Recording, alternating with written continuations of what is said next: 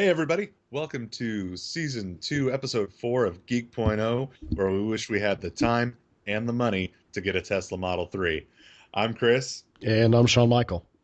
Welcome to this episode where we're going to come give you our weekly musings on the kingdom of geekdom. We're going to talk about 4 things today, even though we'll probably jaunt off into a couple of little tangents or rants because that's what we tend to do.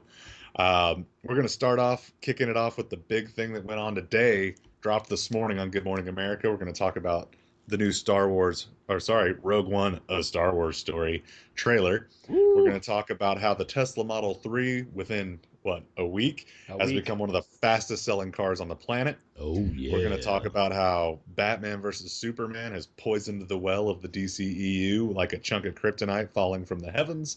And then we're going to talk about Netflix versus Verizon and the throttling of video quality over your cell connection. And should you give a crap? So with that, we're going to kick off. Shawn, I know you've been under the weather this week, but outside of that, how are you doing? I'm recovering, so I've got 3 cups of tea here, lots of hot liquids to keep my throat from going crazy, and I'm alive. Another day, I think, of sleeping and NyQuil, and I think I'll be over the worst of it. So I can't complain. My throat doesn't hurt to swallow so excruciatingly bad that it brings me to tears now. So that's progress. That is absolutely progress, and I and hopefully the listeners truly appreciate the fact that you're picking yourself up by your bootstraps, heavily medicating yourself, and coming and shooting a show with me tonight. That's what it's about. Cold medication and scotch, my friend. Absolutely, a little Glenfiddich and Nyquil will go a long way. So, man, this morning I Oh, woke up. I actually woke up to a flurry of text messages because it took a little bit of time off work this week. Well, not off work, spent time in the office this week instead of on the road. And so instead of getting up at between 6:30 and 7:30, I'm getting up like 8:30. So I woke up to a flurry of text messages this morning. Have you seen the Rogue One trailer? Have you seen the Rogue One trailer? Holy crap, have you seen the Rogue One trailer? It's a miracle sent down from the heavens. My phone was blowing up. People wanting to know if I had seen the Rogue One trailer. So, folks, we're getting ready to talk about the Rogue One teaser trailer. If you have not seen it, go away for a few minutes, go watch it, come back because you're a yeah, bad geek if you haven't seen it yet. It's yeah. absolutely amazing. Um, If you're not one of the 8.9 million people that have watched woo, it since this morning, woo. That's a lot of people. yeah. Man, if we could only get half that. Uh, and that's only the official trailer. I do believe the counts I oh, saw there's on plenty of YouTube for the other bootlegs. 4 primary sources that were rolling it were also in the 4 and 5 millions. So, Golly, yeah. golly, that is just crazy towns, man. And this is something I had to clarify to my wife. Rogue One, a Star Wars story. It's going to take me a little bit to get used to that. Is not a sequel for The Force Awakens that we just saw back last Christmas. So No, we and are getting that's Star Wars this next Christmas, but it's not Episode 8 yet. So yeah. still, no more Luke Skywalker, I think. No, but that's where it actually starts to get a little bit interesting. I don't know if you watched the Twitter sphere, but the Twitter sphere about an hour after the trailer dropped, um, while this Got is mad at not you for a spelling mistake. no Ah! no well, Hashtag Rouge One, everyone. yeah, I'm sorry guys. In my excitement to post about the trailer, I typed so fast that I hashtagged Rouge One instead of Rogue One, and a careful. I called him a grammar stormtrooper when I replied to him in a tactful way. In a tactful way. Yeah. Um, Hey, I think Grammar Stormtrooper's pretty witty, so good yeah. on you. So, but nonetheless, I corrected it. But no, the Twitter sphere went very interestingly nuts, of course, Yeah. justifiably. But while this is not a sequel uh, to Episode 8 or Episode 7. Episode 7. There's been a lot of speculation that Felicity Jones, this lead character who's playing the lead role, that she might possibly be Rey's mother. And that is something I Holy had crap, not that thought makes a lot about. of sense. But so there's a lot of speculation, and of course, you know how that goes. Yeah. There will be massive debates, and Star Wars So what? fans and mega nerds will be in total war until this movie finally comes So out. We what get this some movie story. is, ladies and gents, if you have not seen the trailer or you don't know quite what we're talking about, Rogue One is going to be a prequel to the original Star Wars Episode 4, A New Hope, whatever you want to call it. The OG, the original gangsta Star Wars. This is the story, Star Wars itself opens with Leia putting the plans to the Death Star into R2D2, and then the whole saga unrolls from there. This is the story of how the rebels got the plans to the Death Star. Exactly. So, hey man, sounds pretty good to me. Um, It's like a heist movie. yeah. It's with pew pew laser guns, and Yeah, I mean it's it's well, the trailer is so amazing, and I gotta say, for those of us who were leery when we first heard that Disney bought the rights to Star Wars, oh, I was one of them. I gotta say, it could not have been put into better hands, because we would never have seen this in the hands of George Lucas. And No. don't get me wrong, I'm not trashing Lucas, but thank God you're gone, Lucas, because what we saw in this trailer was stuff that he never would have allowed to be in a movie. There is epic battles. There's tension. You can see that there is the building of an entirely another line of characters. But what was awesome is Hmm. I saw kung fu. I saw new representations of characters. Hmm. I saw a really good glimpse at how we're gonna build this impression of the Empire moving forward. I mean, everybody the trailer was packed with people I'm so excited to see. I mean, Mads Hmm. Mikkelsen is in it. Donnie Yen, dude. Forrest Whitaker is in it. And if you would have told me Forrest Whitaker was going to be in a Star Wars movie, I would have went, what? What casting person went crazy Dude, there? Forrest Whitaker's a He boss, dude. he is, but he's not who I would typically say, yeah, he put him in Star Wars. Dude, he looks boss in the Yeah, trailer. he does. So, and this girl, Felicity Jones, I don't think I've ever seen her in anything that, well, I don't know if I have, but what I can say is, hell's yes. Like, I felt her from the moment she popped on the screen. She felt like Lady Han. She does, and she's badass. The whole trailer's badass. And the moment where that she's in the tunnel and it lights up and you see her in that Empire outfit, what looks to be it looks to be a TIE fighter uniform, TIE fighter pilot uniform, but she looks so badass. And just the idea that we're gonna see this nice play, instead of it just being only seeing one side and then the other, getting to see her play, an agent, injected into the Empire, Yeah, double agent. and how she manages to pull that all off. The trailer is just packed with so much junk. There, I swear that Dude, over it's the got next couple freaking days, AT-ATs in it. I know That's it's all I got needed. everything. It's got everything, and I swear to God, over the Except, next few days, buddy, it's got everything except one major thing. well, yeah. Because this is a prequel, so Darth Vader's alive, baby. So where is the We'll Man in we'll Black? That's the question. we'll see what's going to happen. I don't know where they're going to take it, and that's what's exciting about this, is because this doesn't fit with canon. Okay, this is an entirely new place for them to take the Well, story, now, and it's awesome. yeah. So I'm The super two excited. the two things you may have seen Felicity Jones in, she was in Amazing Spider-Man 2, which I have not seen Amazing Spider-Man 2 because I don't want to subject myself to that. Yeah. But she was Jane Hawking, the wife of Stephen Hawking, in The Theory of Everything. Oh, okay. So That, however, was she's got some exceptional. bona fides. She's got some chops. She's got Yeah.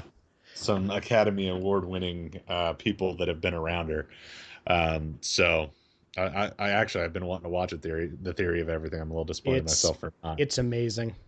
But man, yeah, I texted you right after I watched it and was like, "Have you watched this thing And I'm yet?" like, I am watching it now.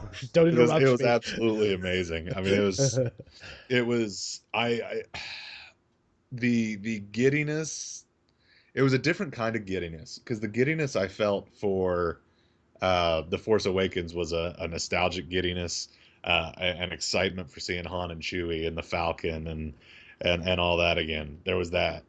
This was a whole different kind of like just welling up of excitement and bursting out of joy Yes. because it's an original property. There's yeah, Vader's probably going to be in it at some point. Yeah, Palpatine will probably be in it at some point. But it's a completely new story. It's not necessarily a building upon like how Episode 7 is. It's Exactly. a completely new creative direction that they're having to take it. And to Which me, gives that's them so much creative freedom, and that's what's so exactly exciting about it. It's a exactly. blank canvas and an unlimited display of colors to use. And what I think I love the most about it, and there's two things that tell me this is going to be amazing. Number one, I played a trailer for my wife, and those of you who know my wife know that my wife is not a sci-fi fan. She's not into almost anything that's like sci-fi or space related. Um, she saw the trailer and She's more of a Legolas type of gal. she is. Yeah, she still has a poster someplace. Ah! But she was drop jawed through the entire thing, and she was like, Yeah. "That looks so good." And I'm like, "Right, right." But second, and I think this is my favorite thing about it.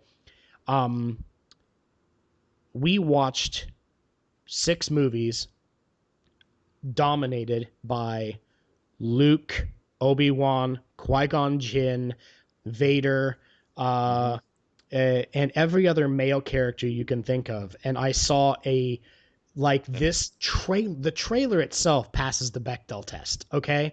Like here she is. We saw dominant female characters kicking ass. And I love the fact that Disney is mixing it up and giving us something different than in bucking the system, so to speak. You know, we're A lot getting of rid of tough the old ladies, white man. It's dudes. awesome. Yeah, and I think it's great. So we've got a whole new, like you mentioned, a blank canvas to work with, and new Mhm. characters, and some kick-ass chicks to build this other side of things. And I'm super excited to see where it's going to go. And for those of you who are wondering who's helming this one, because it's not JJ. JJ's not doing this one. It's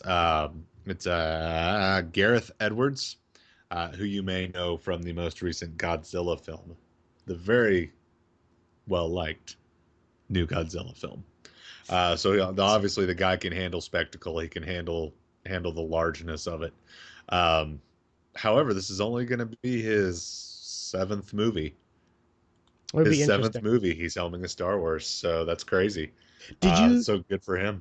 did you see the still shot with his head bowed with an angry look on of Grand Admiral Tarkin in I missed it. Oh no, yes, oh yes, in no, no, his I saw white it. outfit? Yeah, Oh white outfit. man, I've got the biggest nerd chubby for this trailer that I could Oh, possibly have. it was awesome. So excited. It was awesome, and the fact that it just gave a whole different kind of excitement was what was great about it. It wasn't just oh, it's another Star Wars. That's cool. Kind of like how, kind of like how comic book movies have become. Okay, yeah, cool. It's another Captain America. It's another Iron Man. It's another. This didn't give that same. Okay, cool. I want to see that. That looks neat. This was. I must see this movie. I have to see this movie. It was. It's a absolutely spectacular. Cannot wait to see Rogue One, and I'm glad it's looking like we're going to be getting a Star Wars movie like every Christmas. Sounds good to me. Let's just Merry freaking Christmas is all yes, I can that's say. you know what Disney, JJ, y'all, Lucasfilm, y'all make Star Wars movies every Christmas till I Make die. make that money is all I can say, That's, because if yep, that's how you stack your choose paper. to do it, yeah, stack that paper. If that's how you choose to do it, is by making me happy with amazing quality movies like that, Mhm. amen. Absolutely. Hey JJ, do you want to take over the DC extended Oh, universe? dude, Uh, so yeah. we're not on that topic yet, but let's Hey, let's transition into that. Let's go let's ahead. do We're already BvS talking really about a movie. quick, and then Yeah, we'll move to Tesla. So yeah. check it out. So we did our review of and our analysis of BvS.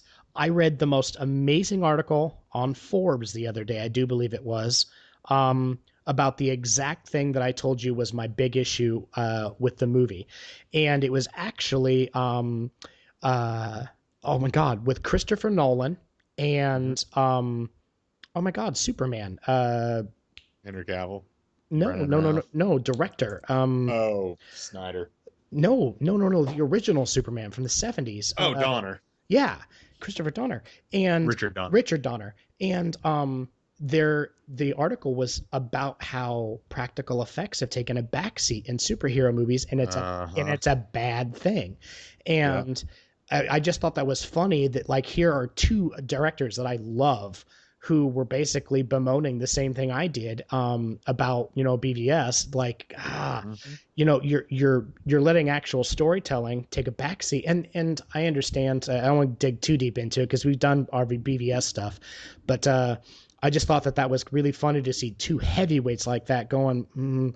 This is part of the problem here because there's almost not a second of screen time in that movie that isn't just smattered with CGI, you Yeah. know. Yeah, I get So, you. but yeah. So speaking of BvS, So, as you said, oh gosh, dude, Kryptonite. this thing has plummeted. Okay, folks, it dropped in revenue 61% Jesus. from week 1 to week 2. That's huge. That is record-settingly bad drop off in revenue. I mean, they've pretty well made their money back. I mean, it was a $250 million movie. It's done 720 million worldwide, so it's done what it's needed to do. Here's my concern: is I saw a couple articles this week with Warner Brothers executives and DC executives saying that they don't see a need to make a course correction. That they're still going to let Zack Snyder helm the Justice League movies. That and it feels to me like the whole reason behind it, instead of for a love of the source material, which DC should be the company that's protecting the source material, they're just happy that it tripled its budget and is making them money, and they're not worried about giving something to the fans that they actually want, and that's a huge concern for me. Yeah, that honestly, that's one of the things I will have to say that I love about Marvel is they care deeply about what their fans think, and I think that that's piss poor fan service. I think considering the fact that the people you're making the movie for, Mm-hmm. you're basically saying you could care less what they think. Here's the problem, and I see what you say. It's deeply troubling because the only reason the Batman versus Superman made the money it did was because of the hype over that is a BvS movie, okay? Yeah. But it was supposed to be like the rebirth of the DC franchise movies in the Yep. theaters. Now that we've seen that that's what it's going to be, and now they're going to allow the same guy who took this one into the toilet Yep. now helm the future, that's not a Yep. good sign for fans. It's not. Well, and I'll say this: I didn't hate, and we've talked about this. I didn't hate it. No, It was we just didn't love it. tolerable to middling is at best. Yeah. But what it could have been is what hurts so much about it. And it's almost like Zack Snyder's only read a little bit of Frank Miller Batman and bases his entire love of Batman off of what Frank Miller wrote, Not which that is there's anything wrong with Frank Miller, no, no, no, no, but no, no, no, no. but Okay, it's Dark Knight if that's your Returns is only seminal. It is the yes, Dark Knight Returns is one of the best comic books ever written. Love Dark Knight yes. Returns. I read it at least once a year. It's the best 4-part series out there. If you haven't read it, go read it, and then you'll wonder why Zack Snyder made what he made even more. Um, but he just looks at like psycho old Batman, and he just wants it dark, and he wants it violent, and he wants like the 300 version of DC, and that's not what it's supposed to be. Yeah. Yeah. And gosh, It's so too brooding. And mhm. before we get on too much of a BVS tangent, I'd say that the general synopsis that we came away with was the characters didn't ruin the movie. We loved Affleck. Cavill was Yep. everything we expected him to be. Gal Gadot was exceptional. The Mhm. people made the movie. They're what made the things that we liked about the movie happen. The If they had not problems been in we the movie, it would have been so much exactly worse. it would have been so much junk. The Yeah. fact of the matter is that the studio, Hmm. okay, and their rampant need to advertise their future Yep. properties, and Yep. Their Snyder's lack of subtlety. storytelling. Yeah, and Snyder's storytelling are what took this movie and trashed it. And it is disconcerting to see that he's now going to be helming the future of the franchise. So Well, we'll and see. thankfully, here's the one thing that I can say.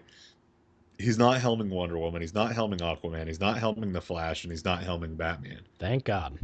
But he is helming the Justice League, and he is like the executive producer for the whole universe. So it does all have to fit into what his vision for DC is. And the vision is dark. We'll just Exactly. it's through blood-colored glasses. We'll just say that. So, we need to get off the BvS stuff. Um, so we'll move on. We'll move on from BvS. I will say though, there is a petition online right now. I'll probably get the link and put it on our website, geek.0.com. There is a petition floating around to have Zack Snyder removed from helming the Justice League. I will So sign it. maybe if we can get enough people to sign it, then I'll get rid of him. Just let him be the director of photography, like I said in the last episode. Dude frames a shot beautifully. Okay, so So moving on. on to things that are record breaking. On to things that are record breaking in a good way. Yes. The Tesla Model 3 dropped, what, Monday? When did the Yeah. Tesla Model 3 drop? It was Monday, right? Yeah. So Okay. You could go in and put a $1,000 deposit for your Tesla Model 3. What's cool about the Tesla Model 3 is that it's their new kind of opening price point Tesla.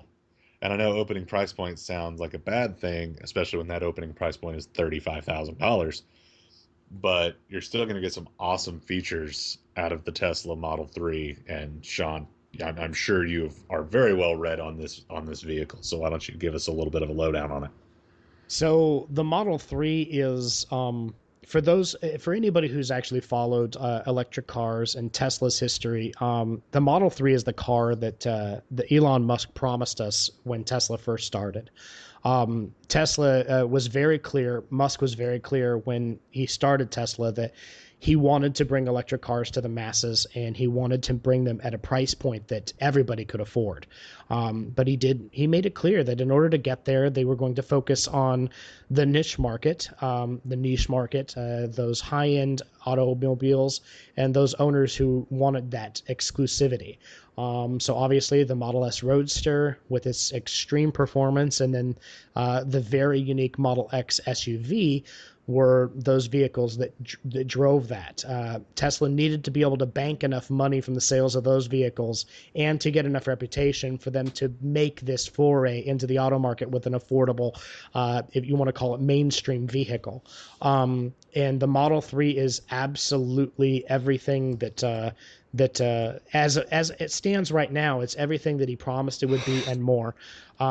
The Model 3 is, like you said, it's right in that price range. It's $35,000. Obviously, when you start putting the links together, that's obviously going to be the very base model without some of the features like the autopilot and things like that. So you're probably looking at least $6,000 or $7,000 in upgrades. So you're probably looking at a $43,000 car.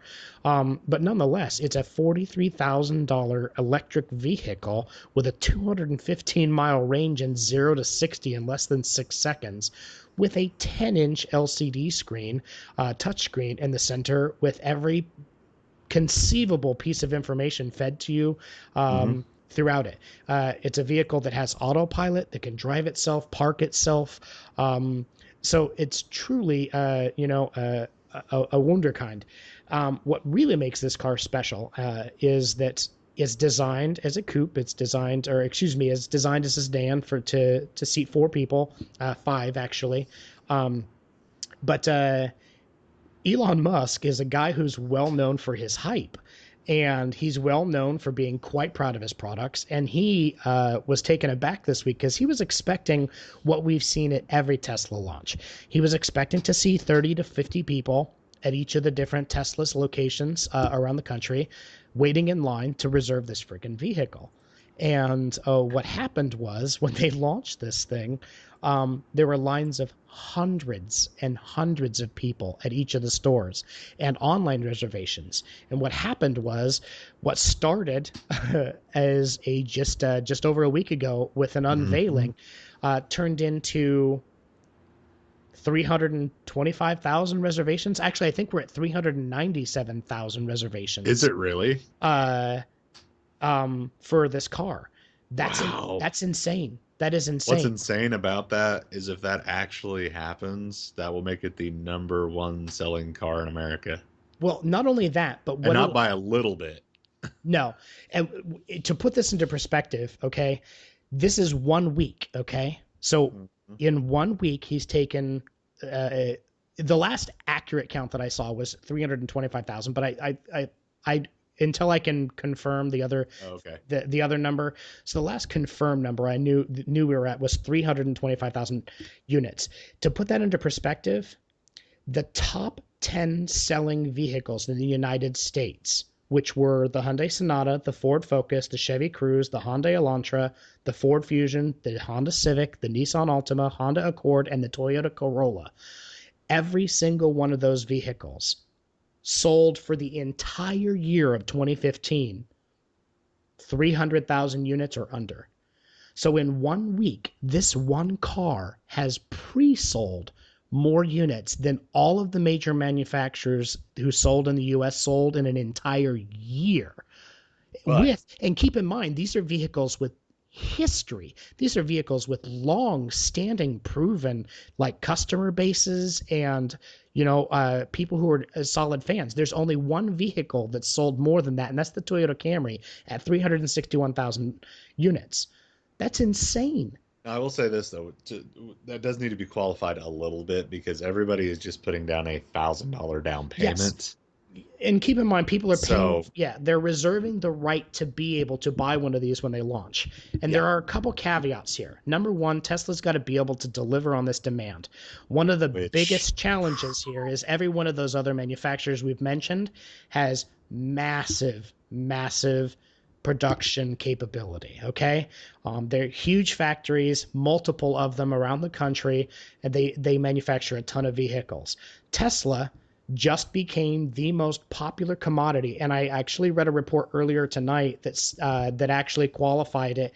The Tesla Model 3 has become the biggest 1 week launch of any product in history. wow, that's crazy. And another spot of comparison for you.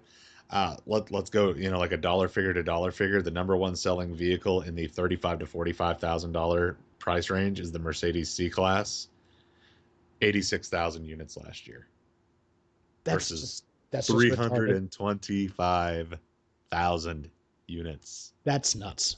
That is insane. And keep in mind, But and this what makes this crazy. What makes this even crazier is once again, these aren't people going in and ordering their car to pick up in 2 months. This vehicle won't even begin selling until late 2017.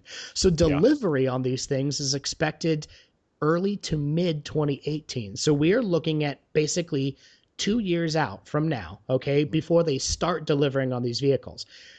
This is what's magic about Tesla. Tesla has created, okay, a perception and an understanding of a quality product. They are manufacturing some of the best vehicles on the road right now. The Tesla Model S blew the doors off of hmm the National Highway Transportation and Safety Administration's safety records. It was the first vehicle in recorded history to ever score better than perfect on the wow. NHTSA's safety regulations. Doesn't that So mean their perfect is too low then? yeah, I mean, because the Tesla actually showed them ways other vehicles could be engineered to be even safer than the best standard they have, and so mhm. it's a big deal. So Tesla's built this. They've got this image now. They've created this image that they can make a product that is so incredibly better than everything else that's on the market. Everybody and their mother wants one, and to see this kind of a demand for a product, a little in a car, especially when you're not going to get it for another 2 years and people If are you're lucky, I'll be dying to throw honest their with money you. down. With this number of people buying this car, I believe what they've said is Tesla's quarterly output right now is what, 15,000 Yeah, units 22,000 units right now. is their max capacity in a 3-month period. So 2017, 2018 is being awfully optimistic unless they start building more facilities, which hopefully these 325,000 units with another $1,000 tacked on. Come on, math.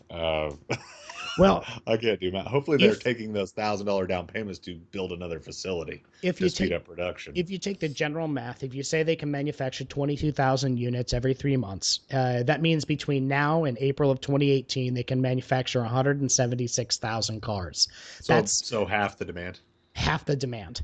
So that means you're going to have people who are still on a waiting list for at least another year to get theirs, even after the first rollout happens in 2018.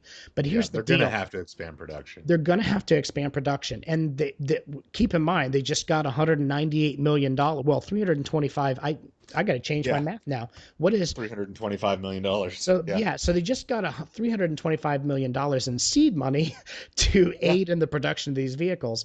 The So ultimate Kickstarter. here's the deal, though, and this is really cool. If Tesla can deliver, okay, Hmm. um, It'll to change the this first industry. couple 100,000 units properly, and this car is everything that it's shown up to be, they will have redefined the auto industry forever. Um, Yep. and auto buyers will the market will never be the same.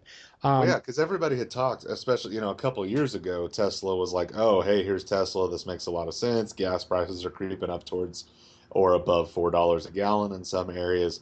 And that's why people are dropping all this money on Teslas and Chevy Volts and Nissan Leafs and things like this that don't have the range. I think the fact that fuel is as low as it's been in a decade, and if not lower in some spots like where we're at, that proves that the market for well-built, well-ranged electric vehicles exists. exactly. And you always hear people say, well, the electricity has to come from somewhere and there's pollution there and blah blah blah blah. Well, it's a more efficient production than gasoline. So there is less emissions coming from a Tesla, even though yes, it may run off a coal power plant. It's still less emissions than refining and burning gasoline. Yeah. So, it's better for the environment. It's better for consumers if they can figure out how to do the inductive charging at stoplights, like they've been talking about to keep Yes. people charged. Yep. That's the big thing is going to be for over the road type and like me, people like me who 250 miles in one day is pretty achievable. And to only have a range of 250 miles would be a little disconcerting for me. I need more of a 600-mile range, Well, here's the but thing. hopefully someday it'll get there. That's changing too, though. One of the things that Tesla talked about at the last event was they've upgraded their superchargers, and they're planning a rollout of thousands more before the launch of before the Model 3 even hits the road. The superchargers now can deliver a 25% charge in 15 minutes. Right. So while you're in, like, for example, for someone like you who Yeah, visits, a number of dealers, well, it'd be like stopping to get gas. yeah, I mean, in Yeah. 15 minutes, you could get a quarter of the entire range of your vehicle Yeah. back. So, I mean, there's this is a seriously cool thing. I'm very Uh-huh. excited for the idea of this. They did change the market entirely for a couple reasons. Number one, Tesla is far from the first company to offer electric vehicles. They're the first one to offer electric vehicles people wouldn't be embarrassed of riding in, though. Exactly. And they deliver. They're sexy, sexy cars. They're gorgeous. They're beautiful. They're elegant inside. They're high performance, I'll be incredibly high honest with you, the performance. Model 3 is not my favorite looking car. It's not. I don't It's like the grill. I don't like the grill or the lack or the thereof. lack thereof. Yeah, I was just gonna But say. but in Missouri it wouldn't matter because we'd have a license plate smacked on the front of the dadgum thing Yeah, no anyway. joke. Um yeah, that actually is the one piece of it. That and that it's kind of hatchbacky kind of bugs me. I don't mind Uh that. it's okay. Kind of reminds me of like the Honda Accord Cross Tour is what it reminds me of quite a bit with a little bit I know what you're saying, but it's a with a ton better Porsche looking front than end. that. But I agree with you. I don't like the lack of the spot where it looks like a grill should be on it Yeah, because it's I'm like, missing something. well, it's like they didn't need to put it there. Well, because they don't. It doesn't need I mean, airflow. it doesn't need airflow because yeah, it's electric. It doesn't need airflow. So why is that big flat spot on the front of the car? I don't Yeah, I don't understand. at least Or at least style smooth it it somehow. out or something. I don't know. That's the one spot I really dig against it is that front end there. But like I said, with license plate on it, you never notice the difference anyway. Hey, I But just want outside to of that, it's a good looking car. I want to say one thing. One of the coolest things about Tesla is they sell their cars themselves, and Um, I have friends who which is a huge were thing because yeah, yeah, we're in that the work auto close industry that worked for dealers, and this actually started an all-out war. because it did massive lawsuits. A number of states, their lobbyists for the automobile lobby, got together and tried to ban Tesla from selling their own products. And this is also something. Tesla is definitely a story of American ingenuity, and I really hope Yes, they it is. succeed because what happened was the automobile companies, manufacturers, and dealerships literally tried to force Tesla to allow them to sell their products. And to put that in Yep. perspective, here's how that works. We as a company, those of you who know us know that I run a computer company, and we do a lot. We're what we call a boutique builder. We build custom computers for people.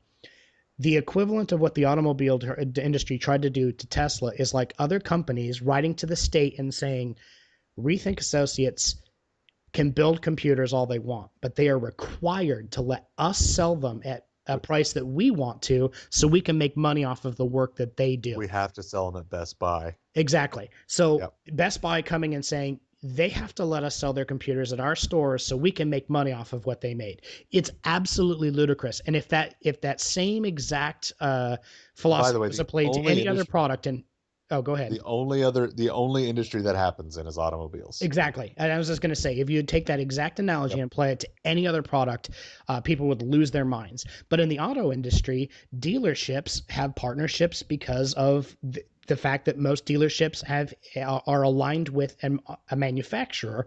Yep. Um, so what happens is these dealerships have massive lobbies, and Yes, they it goes do. back a long time. And it goes back to when auto dealerships used to be some of the primary businesses in towns, and these, Hmm. they are the most influential people within those areas. So because of that, these owners think that they own everything and they own the rights to everything. And so their biggest problem was, well, you can't let this company sell their own cars.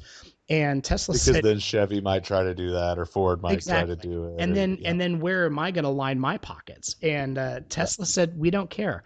Go ahead, fight your fight. We're going to sell our cars. No one else is going to sell them for us. And it's worked amazingly. And they've Yep. continued to win lawsuits in various states to prove that they have the ability to sell their own products and not let everyone else make money off of their own stuff. And so I fully support Tesla and everything they do. I think they're doing an amazing job, and this massive response to the Model 3 is everything I could have expected. Well, far more than I ever could have expected, and more. Yep. And I really hope that they can ramp up production enough to make good on making this product, everything that the world obviously wants it to be. Yeah. Well, that's my thing. I would love to, I wish I had the $1,000 to just put down and And not see essentially for 3 years. lose for 2 to 3 years. Um, because man, I would love to. It would be the perfect vehicle for my wife. It would be perfect for us too. Commute around town, do her thing. Doesn't really hop on the interstate much. It'd be perfect. Roll into the garage in the afternoon or evening, plug the thing in, and go to town. It'd be perfect. Uh, it's just it's still a tick higher than I'd like to spend on a vehicle. I'd really be excited. What'll really get me excited is when an electric car that looks like a Tesla and performs like a Tesla is 29.9. There's Yeah, something about that number, or even 24.9, maybe in the 25,000 range. exactly. That's a dollar figure I feel a little more comfortable with. And here's the deal. Here's the deal. It's always about supply and demand. Here's the deal. Once Tesla makes enough money off of these things to bring the cost of manufacture down, I Exactly. guarantee you the next vehicle that they release that's meant for the mainstream will be in that range. And that's exactly what the Tony Stark of the real world is trying to do. Elon Exactly. Musk has the intention of getting everybody in the world to own an electric car. That he He wants everyone wants driving a Tesla. he wants a Hyundai accent version of a Tesla at some point. Exactly. The The everyman's car. $10,000 Tesla. Yeah, He wants that to happen at some point. So, exactly. so Tesla, man, they're killing it. Car looks, 90%, 95% of the car looks great. Obviously, they're growing their brand, they're growing their business, they're doing very, very well.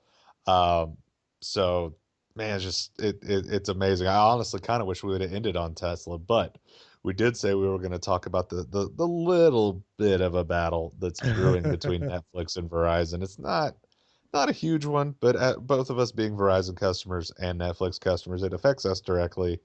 And I'm sure a lot of you are Verizon customers, and I'm sure almost all of you are Netflix customers. So a report came out. I honestly don't recall the source, but a report came out that Wall Street Journal. Wall Street Journal, and I almost said that. I just wasn't confident enough in my memory because I'm getting old. So Netflix admitted that they are throttling video quality. They're degrading video quality to Verizon users And AT&T.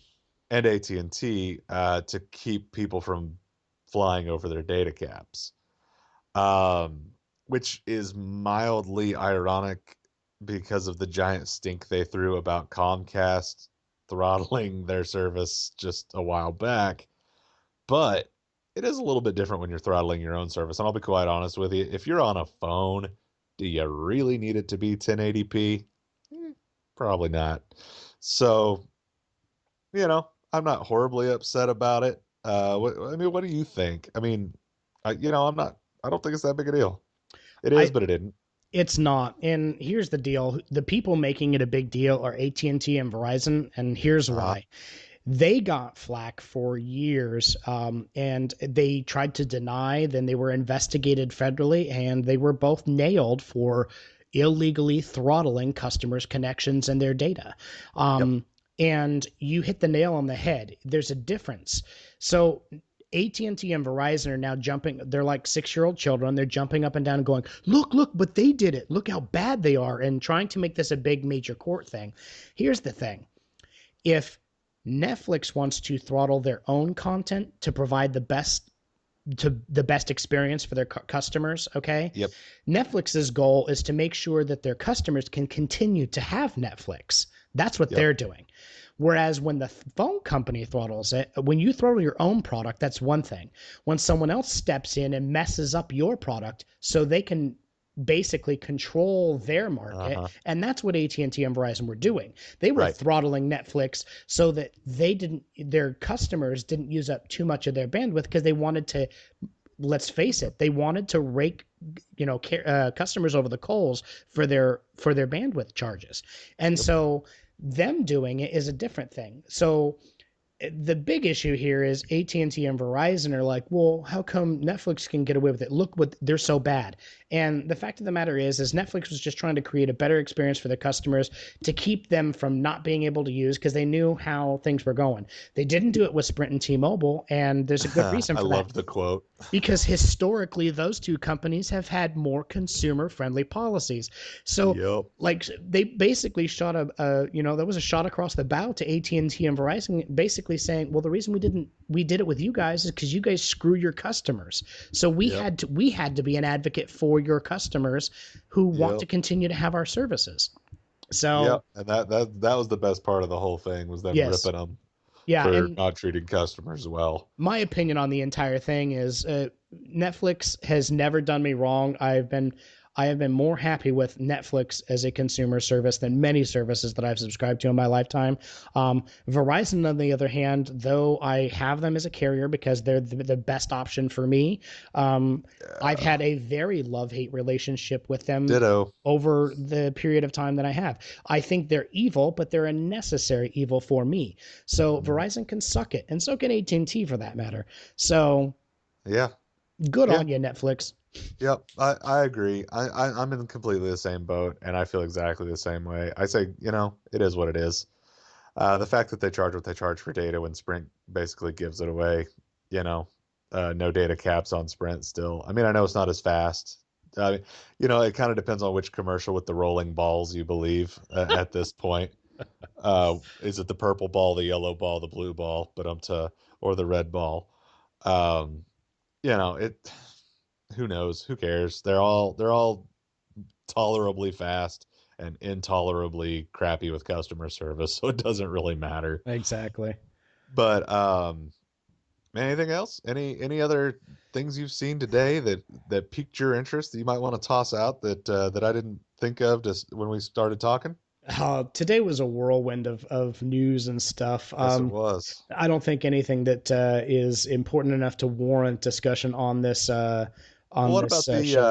what about the iPhone 5 SE being a massive flop? How about that? So yeah, so leave it to the engineer, or leave it to, excuse me, to the marketing prowess of Apple to try to sucker the U.S. masses into thinking they've done something amazing. So at the event they launched the SE at, they launched the iPhone SE and they launched the 9-inch iPad Pro. Which I Um, do want one of those. the 9-inch iPad Pro took a backstage to the iPhone because, of course, it's an iPhone launch.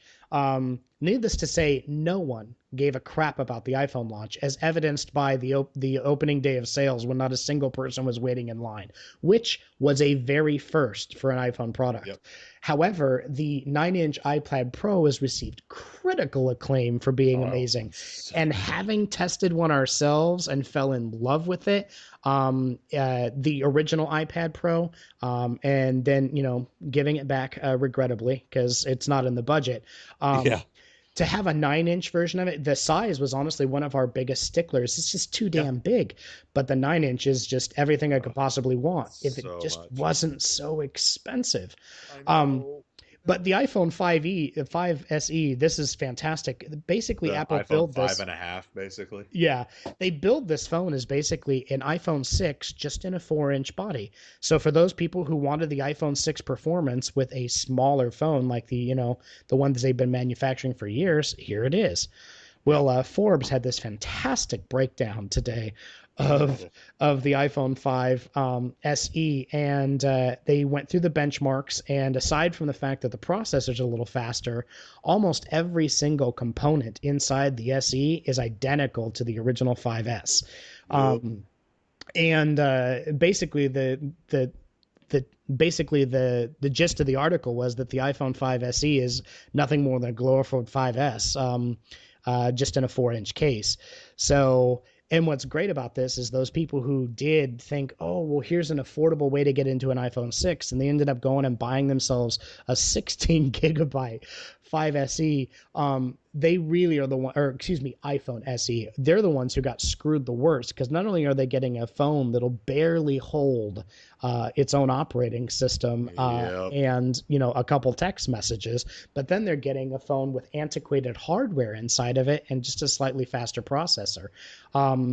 This may be the biggest consumer FU that I've seen from Apple, and that's saying a lot. I don't know, After man. That whole MacBooks dropping the MacBooks with Apple. soldered in RAM and non-upgradability Well, what was it? changes. The Apple II. Which Apple computer was it back in the '80s where they told you to drop it to try to reseat the processor because it didn't have fans? Which Uh, one was that? oh, I do believe the Apple IIe. I Yeah, just that's a nice little. That was a big fu too. this one though really takes the cake because Apple's worked hard for a long time, Yeah, to and rehab their image since yeah, then. and Yeah, to let's think face it, different. they do you think different, and this definitely was thinking different, but Yeah, with their pocketbook in mind, not yours. So yeah, don't think that this phone's a exactly. bargain. Think of this phone as a way for them to line their pockets with people who aren't smart enough or don't have the cash right now to move into a better Mhm, phone. If you're mhm. looking at it as an option, hold on to your money. Just Save get up. a used five, people. Seriously, yeah, get a Get a used used five. five. You'll get just as good a phone, and you can probably find one with bigger capacity. As someone who is unfortunately strapped with a 16 gig iPhone thanks to company policies, That's I mean highway I'm robbery. not gonna whine because I have a free iPhone, but on that same token, it's only 16 gigs, and I've got about 1.2 gigs left on it, and so I constantly have to manage my storage, and it sucks. Yeah. So, with that, I think we've covered everything. I think we've hit everything we need to hit, plus an additional thing. Um, uh, quick reminder: you can check us out at our website www.geek.0.com. You can check us out on Facebook, facebook.com/geek.0, and we're also on Instagram and Twitter at geek.0. With all those, you do have to spell out the point, POINT. So for Geek.0, I'm Chris. And I'm Shawn Michael. Have a great week, geeks.